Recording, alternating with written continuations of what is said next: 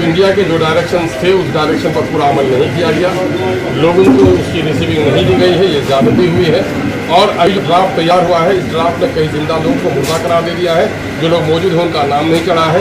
यही वजह है कि हम लोगों ने मुकदमा किया था सुप्रीम कोर्ट में, और 7वीं तारीख को पिछले महीने जुलाई के मिले भी थे बैरिस्टर असदुद्दीन अवैसी साहब के साथ, और 12वीं तारीख को पिछले महीने के हम लोगों ने पिटीशन दिया था, और उसका फैसला 12, 13, 14 को हुआ है।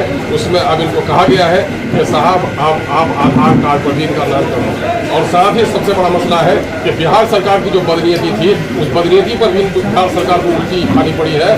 वो ये है कि बिहार सरकार ने चारों जिले में कम से कम जो प्रमाण पत्र बनने थे वो रुकवा दिया था, ताकि हमारे लोगों को नाम काटने की साजिश थी उनकी।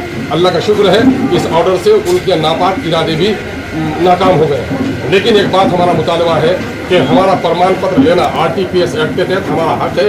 जितने लोगों ने यहाँ पर एप्लीकेशन डाले हैं तमाम तो लोगों को प्रमाण पत्र दिए जाए, हम लोग इसका मुतालबा करते हैं। और दूसरा जो असलम साहब ने प्रोग्राम रखा आज, सादिक संदानी साहब है, नसीम अख्तर साहब और पार्टी के, इन तमाम तो लोगों ने इस बात को भी महसूस किया है कि कोचा धमन में भ्रष्टाचार की गंगा बह रही है, या परिमार्जिन के नाम पर, म्यूटेशन के नाम पर लोगों को लूटा जा रहा है। और अच्छा हुआ है आज से 16 तारीख से लेकर 20 तारीख तक स्पेशल ड्राइव चलाया जा रहा है, राजस्व का महाअभियान है।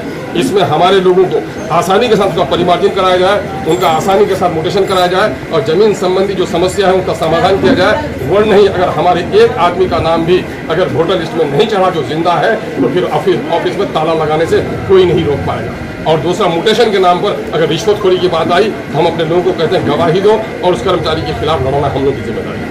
सर, कुछ लोगों का डॉक्यूमेंट लिया भी गया, उसके बाद भी नाम नहीं आया। वही तो, ये सारी त्रुटियां को ठीक करे। अगर त्रुटियां ठीक नहीं करता तो उसके बाद कार्रवाई होगी। अभी ये मौका है, इस दरमियान में देख लीजिए, मिल लीजिए, अगर कोई दिक्कत होगी तो बात कीजिए।